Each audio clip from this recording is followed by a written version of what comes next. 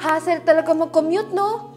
Yung tipong, kailangan mo makipag-unahan sa mga taong mabibigat ng mga paa at kamay. Ay, hirap pag panghapon ka. Kailangan mo lumabas agad ng school para pumila sa terminal. Kapag sa iba ka naman mag-aabang ng jeep, lumipas na ang 2 oras, wala ka pa sa bahay nyo. Paano ba kasi ikaw na nga ang naunang pumara, ikaw pa ang hindi hihintuan? Oh, tutulak pa yan. Partida ka, schoolmate ko pa. Dinaig pa trip to Jerusalem.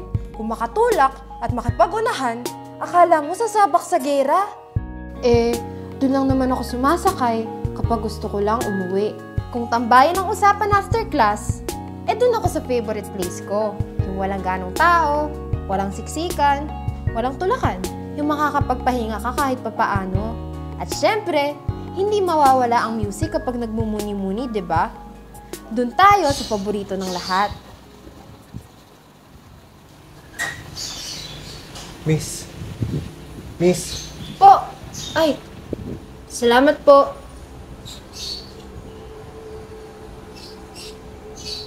Sana ba pati tayo pakat na iiwagan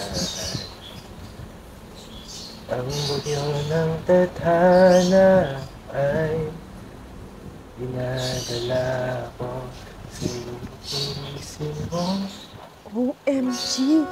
Sa k-drama ko lang to napapanood. Nangyayari pala to sa totoong buhay? OMG, Lord! What is the meaning of this?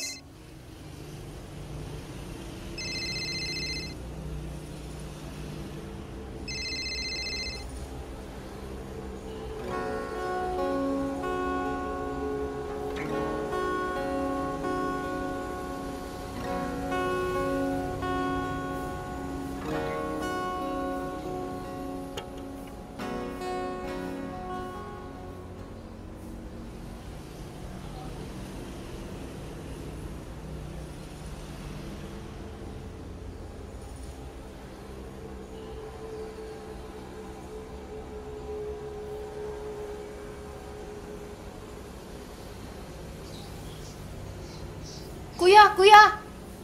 Sa inyo po ata to. Sa akin nga. Paano?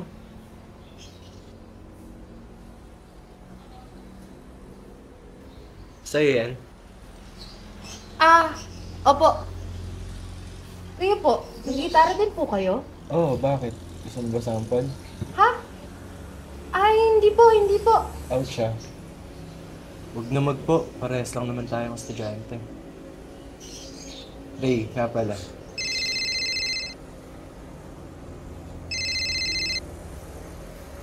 Asan ka na? Sige, papunta na ako. Tayo mo ako dyan. Una na ako. Nice meeting you.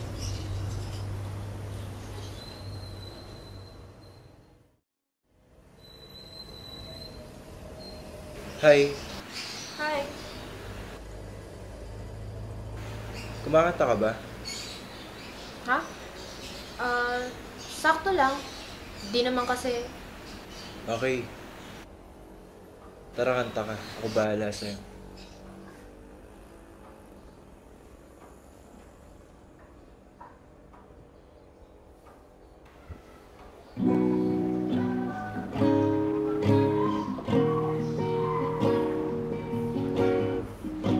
Sa hindi inaasahan,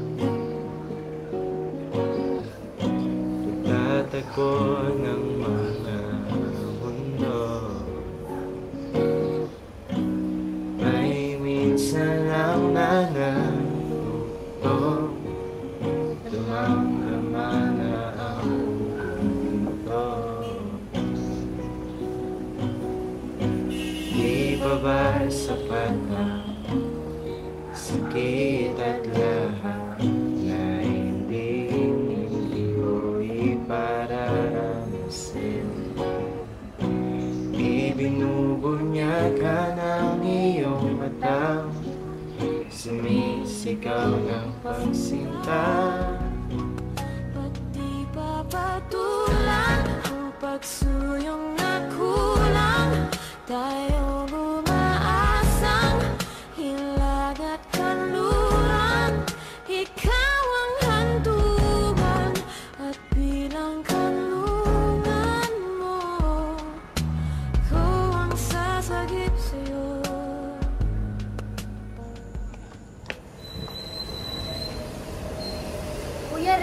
Asan ka na? Nandito ako sa terminal na sinasabi mo. Bilisan mo. Mamaya makidnap na ako dito eh.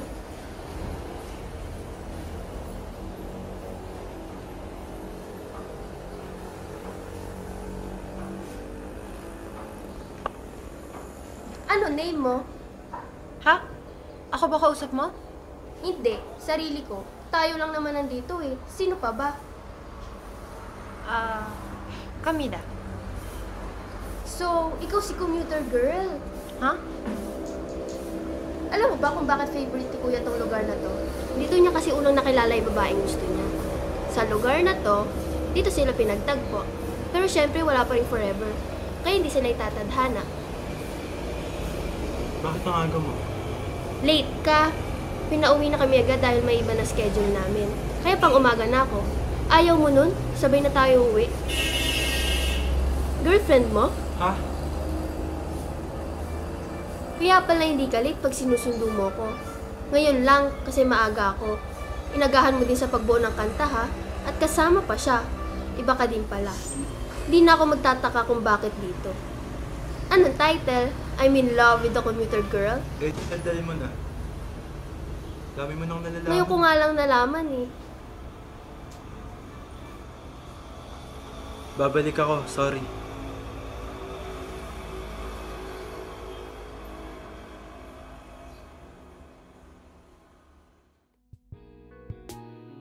Sa salitang iyon, biglang bumilis ang tibok ng puso ko. Ako lagi ang una nagpapaalam pero ngayon, siya naman. Hindi ko inakakalang tuluyan na nga siyang hindi nagparamdam. Sa salitang babalik ako, ni isang Ray walang bumalik. Walang Ray ang sumulpot, walang Ray ang nagpakita. Ayokong isipin na tuluyan na nga niyang nakalimutan ng tagpuan kung saan namin unang nabuo ang storya. Ang napakagandang storya naming dalawa.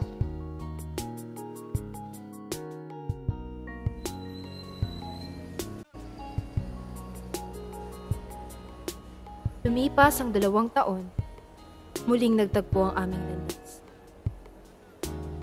At sa araw na iyon, parang bumalik kami kung saan kami unang pinagtagpo ng tadhana. Ba't di papatulan ang pagsuyong na kulang? Tayo